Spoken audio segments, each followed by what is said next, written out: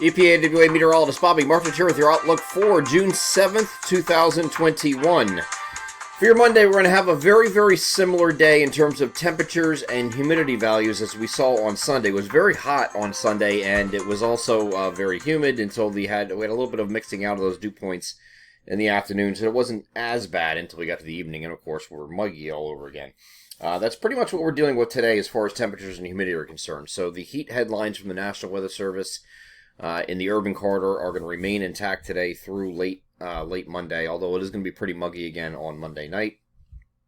We are going to have a little bit more in the way of cumulus today, so we have some opportunities for some areas to see a thunderstorm. Now, this is not going to be severe. We're not looking at severe weather today, but these are going to be very slow movers. Okay, the shear values are in some cases less than 10 knots, which means any storm that develops is going to kind of sit over the same area for a while. It's not going to be your normal 30 minutes in and out type deal. It's going to be something that could be 45 to 60 minutes and just dump with the high precipitable water content, the high moisture content in the atmosphere.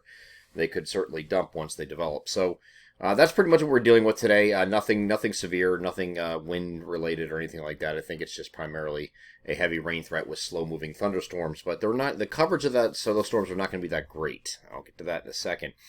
So here's today. Here's what the global models have for this afternoon, and it's focusing on generally an area northwest of I-95 certainly, but more specifically as they get over the NAM high-res future simulated radar.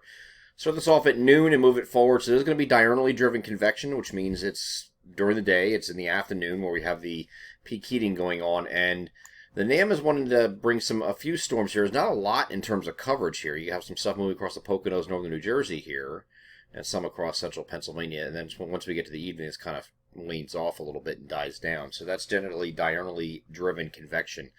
So if you're going to have an area that is going to see storms today, I'm going to draw this on here.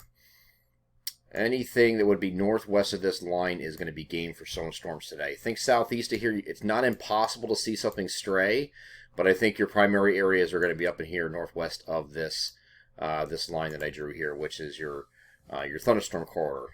Okay, so a lot of instability to work with, so there will be decent amounts of lightning with some of these storms, but again, they're going to be very slow-moving pulsars, so they're not going to be something that's going to maintain for a very long stretches of time. They'll pop up and then they'll kind of fall apart. But they could dump over a certain area if we get going here. It doesn't really indicate that here in the NAM, but some of these could have, again, some heavier rain with that as it moves through. Generally the same case here on Tuesday. Tuesday we're going to have variably cloudy skies, we're going to call it. But again, same thing with a diurnally driven convection, although this is going to include a little bit more of the area, I think, and this is... You can see this, and it's the same idea. Shear is very low, so we're not going to be dealing with fast-moving storms here at all. So, chance for flash flooding in any of these storms that sit over one particular area, and then they move off the coast here as we get in the evening and just die off again. So, same thing with the diurnally driven convection. I do think tomorrow, though, you're going to be capping your temperatures because we're dealing a little bit more in the way of cloud cover. And more of the areas getting into some scattered thunderstorm activity. Today's just pretty much isolated in those areas I mentioned. 88 to 94 is the temperature spread today. So pretty much very similar to what we were yesterday. The 88 here is actually in the higher elevations of the Poconos. You'll see that, and maybe closer to the shore points, but elsewhere you're going to be in the lower 90s generally today. With that, with those humid conditions and some heat index values that are going to be in the mid to upper 90s. Today. Tomorrow we're going to be backing off slightly. 85 to 90 is the spread. 90 would be near the Philadelphia region. Elsewhere you're going to be in the upper 80s.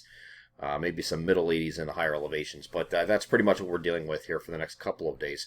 And there's going to be similar temperatures here on Wednesday as well. So there's a ridge in place obviously right now that is giving us the heat wave. This will be the third consecutive day or 90 or better at most of our climate locations.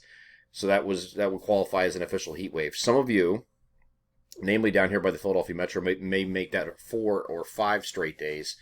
And it might be some other areas that do that too. But I think some of these areas are going to be a little bit lower, upper 80s. Like, for example, East Central Pennsylvania is one of the regions I do for the daily forecast, and I have a high of 88 both Tuesday and Wednesday.